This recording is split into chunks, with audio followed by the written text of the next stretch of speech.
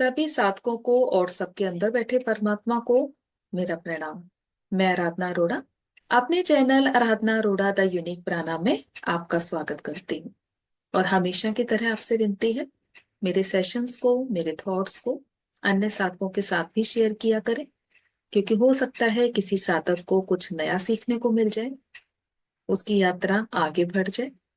तो आइए इसी के साथ सेशन की शुरुआत करते हैं। और आज हम जानेंगे वाक क्षेत्र कि आखिर ये वाक क्षेत्र है क्या। इसे बहुत अच्छे से समझेंगे। बहुत इंपॉर्टेंट टॉपिक है, तो आप इसे सुनना और अपने जीवन में परिवर्तन कराना। हमारे द्वारा बोला गया एक एक शब्द हमारी दशा को, हमारी दिशा को बदल सकता है। और हमारी रियल पर्सनैलिटी है क्या, ये डिस्क्राइब करता है। और हमारे अंदर जो 5 गुण धर्म है, उसी के अनुसार हम बिहेव करते हैं। तो इसको भी हम समझेंगे।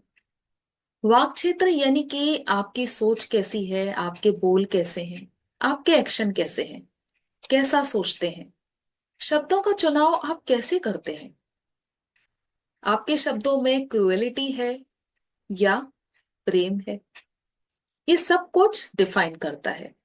इसके 3 क्षेत्र हैं। पहला है विचार क्षेत्र यानी कि थॉट फील्ड। दूसरा है वाक क्षेत्र यानी कि वर्ड फील्ड। तीसरा है कर्म क्षेत्र यानी कि एक्शन फील्ड।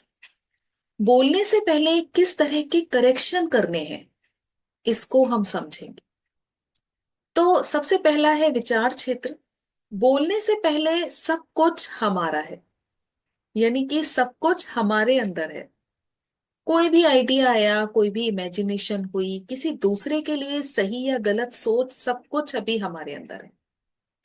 क्योंकि अभी जो बाहर आया ही नहीं, उस पर क्वेश्चन मार्क तो है ही नहीं, अभी फ्रीडम है। तो जब तक ये थॉट कर्म कर्म में ना बदल जाए, कोई आपको कुछ भी नहीं बोलेगा। लेकिन हाँ, आपके कुछ बोलने से, आपके कुछ लिखने से जो आपके मन की प्रवृत्ति है कि आपके मन में क्या चल रहा था और दूसरे के लोग के आपके अंदर किस तरह की थॉट थी, उसके सामने तो आप बहुत अच्छे थे, लेकिन एक्चुअल में, असलियत में आप थे क्या, सब कुछ प्रेजेंट हो जाता है और दूसरे को आपकी असलियत दिख जाती है। तो यानी कि अभी आपके ऊपर पूरी तरह से फ्रीडम है। और आप जानते हैं, विचारों की कोई लिमिट ही नहीं, इसका कोई लेबल ही नहीं। कितनी तरह के विचार हमारे अंदर होते हैं। तो बोलने से पहले सब कुछ हमारे अंदर है। तो इसलिए कहते हैं, जो भी बोलो, जो भी लिखो, अपने दिमाग से सोच समझ कर लिखो, अपने विवेक से लिखो। क्योंकि दूसरा फौरन आपको जज करता है कि आपकी पर्सनैलिटी कैसी है, आपका जो लेवल है वो कहां तक है, ये आपको डिफाइन करता है। तो इसलिए जल्दबाजी ना करके हमें सोचना चाहिए कि हमें क्या बोलना है, कैसा बोलना है, किस जगह हमें शांत रहना है। क्योंकि जहां शांत होकर काम चल जाए, तो वहां शांत ही रहना चाहिए, मौन ही रहना चाहिए। अब इसका दूसरा है वाक क्षेत्र। तो यहां इसको समझने से पहले हम समझेंगे कर्म क्षेत्र को। कर्म क्षेत्र में जैसा मैंने बताया, 5 गुण धर्म है। पहला है तमोगुण, दूसरा है रजोगुण, तीसरा सात्विक, चौथा शुद्ध सात्विक और पांचवा है निर्गुण अवस्था। तो इसको हम समझेंगे। हर गुण धर्म में एक आत्मा कितने ही जन्म लेती है, और हर गुण धर्म में आत्मा जन्म लेती हुई, सीखती हुई आगे की तरफ बढ़ती जाती है। और जब आगे की तरफ बढ़ती जाती है, तो एक अवस्था ऐसी भी आती है जिसे निर्गुण अवस्था कहते हैं। क्योंकि अब कर्म जो हम करते हैं, अपनी गुण धर्म के अनुसार ही हम कर्म करते हैं, व्यवहार भी वैसा करते हैं जैसी हमारी प्रकृति होती है। अब कोई तमोगुण वाला जो व्यक्ति है, वो खाना पीना सोना यही काम करेगा, या फिर आलोचना करेगा, ये उसकी प्रवृत्ति है। अब कोई रजोगुण वाला व्यक्ति है, तो उसका कार्य है दूसरों को किसी ना किसी तरीके से कष्ट देना, या फिर नशे में रहना, कोई ना कोई नशा करना। इसमें दोनों चीजें हैं, पाप भी होते हैं और पुण्य भी होते हैं। अब तीसरा सात्विक गुण, यानी धीरे धीरे हर एक प्रवृत्ति में काफी सारे जन्म लेते गए, सीखते गए और आगे की तरफ बढ़ते गए। अब आ गया सात्विक। सात्विक में इच्छाओं से मुक्त होना, अहंकार का ना रहना, ये प्रवृत्ति आने लगती है। उसके बाद एक लेवल और ऊपर आ गया शुद्ध सात्विक। इसमें क्षमा भाव आ गया, दया भाव आ गया, धैर्य करना आ गया, करुणा आ गई, प्रेम आ गया, पवित्रता आ गई, देवीय गुण दिखने लगते हैं। यानी यहाँ पर कोई एक्स्ट्रा प्रयास नहीं करेगा, बल्कि इतने सारे जन्म लेते हुए ये शुद्ध सात्विक स्टेज आ जाती है। तो यहाँ पर ये गुण दिखने लगेंगे, अवेयरनेस आ जाती है, पूरी तरह से जाग जाते हैं। इसके बाद आती है निर्गुण अवस्था, यानी कि इसमें ध्यान करना, ज्ञान सुनना, ज्ञान की चर्चा करना, सबको स्पिरिचुअलिटी के प्रति अवेयर करना, उसका प्रचार करना। और इस तरह से आत्मा धीरे धीरे 1 मिलीमीटर आगे बढ़ती है हर जन्म में। अब 1 मिलीमीटर ही क्यों? क्योंकि उसने अच्छे काम भी किए, साथ साथ गलत काम भी कर दिए। यानी पूरे दिन में हमारी थॉट जो है बहुत अच्छी रही, लेकिन एक थॉट भी अगर नेगेटिव आ गई, गलत आ गई, किसी के लिए गलत सोच लिया, किसी के लिए गलत बोल दिया, तो वही हम पीछे हो जाते हैं। पीछे क्यों हो जाते हैं, इसको भी बहुत अच्छे से समझें। पीछे इसलिए कि अगर किसी के लिए हमने गलत सोच लिया तो एक ये सोच पर ही खत्म बात नहीं होती। फिर उससे आगे आपको पता है कि विचार कितने ही तरह के हमारे अंदर आ जाते हैं। फिर एक्शन भी क्रिएट होते हैं, यानी कि ना चाहते हुए भी गलत कर्म क्रिएट हो जाते हैं। तो आगे भी बढ़े और फिर पीछे आ गए।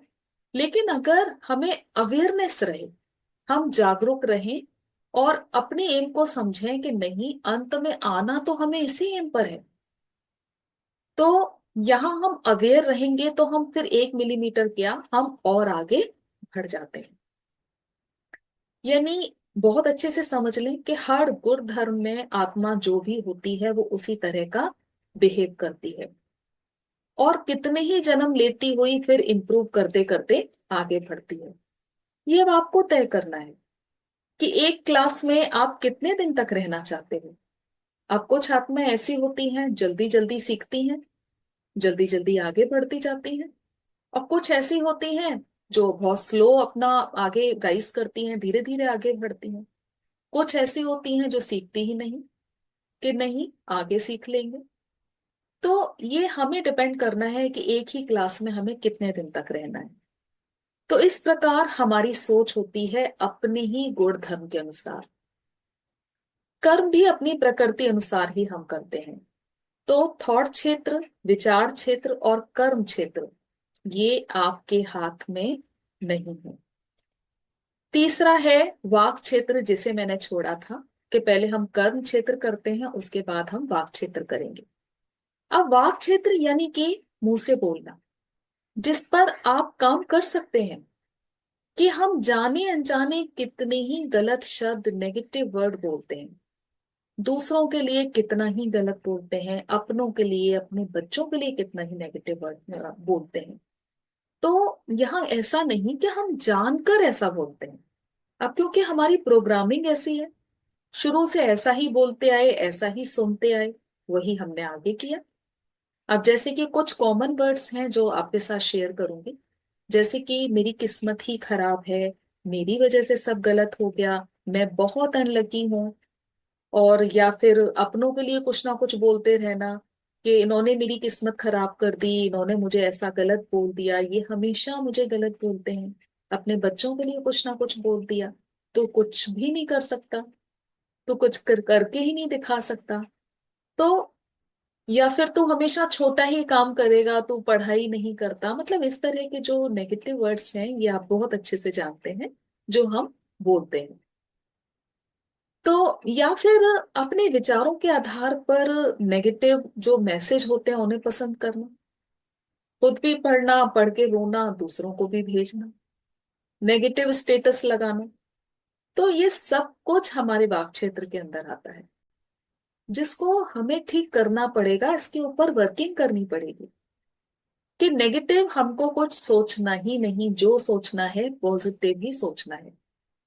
ना तो नेगेटिव मैसेज खुद पढ़े, ना दूसरों के साथ शेयर करें, ना नेगेटिव स्टेटस ऐसे लगाएं कि दूसरों के ऊपर उसका गलत प्रभाव पड़े। तो अगर आप आगे बढ़ना चाहते हैं, कुछ अलग करना चाहते हैं, अच्छा कर्म करना चाहते हैं, तो अच्छे काम आपको करने पड़ेंगे। दूसरों की कृपा पर डिपेंड ना रहना कि दूसरे जब कृपा करेंगे तभी आपका कुछ अच्छा हो सकता है, जबकि आप ये बहुत अच्छे से जानते हो कि कर्मा जो है, जैसा आप अच्छा कर्मा करेंगे वैसा आपको फल मिलेगा। तो अपने विवेक को जागृत रखें, विवेक से सोचें, अवेयर रहें, सत्य बोलें, सोच समझ कर बोलें।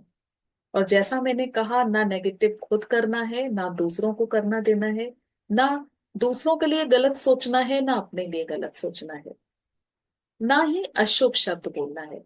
और वैसे इस तरह के जो मोस्टली शब्द बोलते हैं, गलत, नेगेटिव, अशुभ, वो मूलाधार और स्वाधिष्ठान चक्र से रिलेटेड है। और जैसे जैसे हमारी एनर्जी ऊपर की तरफ उठती जाती है, यानी मणिपुर तक आते आते शब्दों में सुधार आता जाता है, क्योंकि अवेयरनेस आती जाती है, ऊर्जा का स्तर बढ़ता जाता है। फिर समझ में आने लगता है कि क्या गलत है, क्या सही है। तो उसके बाद फिर मणिपुर से ऊपर होते होते, क्योंकि जो लेवल है यहां तक पूरी तरह से खत्म होने को होता है, गलत शब्दों का, गलत बातों का, नेगेटिव बातों का। अब व्यक्ति फोर्थ और फिफ्थ चक्र में जब आते हैं तो फिर शुभ बोलते हैं, शुभ सोचते हैं। क्योंकि अब जब ये बात समझ में आ गई कि नहीं, हमें नेगेटिव बोलना ही नहीं, नेगेटिव सोचना ही नहीं, ना अपने लिए ना दूसरों के लिए। तो अगर ये धारणा मन में ले ली, बात समझ में आ गई, तो आप फौरन सोच लें कि आपकी ऊर्जा ऊपर की तरफ बढ़ गई। फिर आप शुभ बोलेंगे, शुभ सोचेंगे। तो फिफ्थ से ऊपर फिर रह जाता है ना तो शुभ, ना ही अशुभ, यानी कि फिर वो आ गई निर्गुण अवस्था। और भगवत गीता में श्री कृष्ण भगवान ने कहा है कि हे अर्जुन, शुभ और अशुभ दोनों का ही त्याग कर दो, यानी फिर निर्गुण अवस्था। कुछ अच्छा हुआ तो ठीक है, कुछ गलत होता है तो ठीक है, कुछ लाभ हुआ तो ठीक, कुछ हानि हुई तो ठीक, यानी पूरी तरह से शून्य अवस्था में रहना। क्योंकि हमें अब सारी बातों का पता है, अवेयरनेस आ गई है, विवेक जागृत हो गया है। तो मुझे पूरी उम्मीद है सेशन आपको बहुत अच्छे से समझ आया होगा। अपने विचार मेरे साथ जरूर शेयर करना। आज के लिए इतना ही। बहुत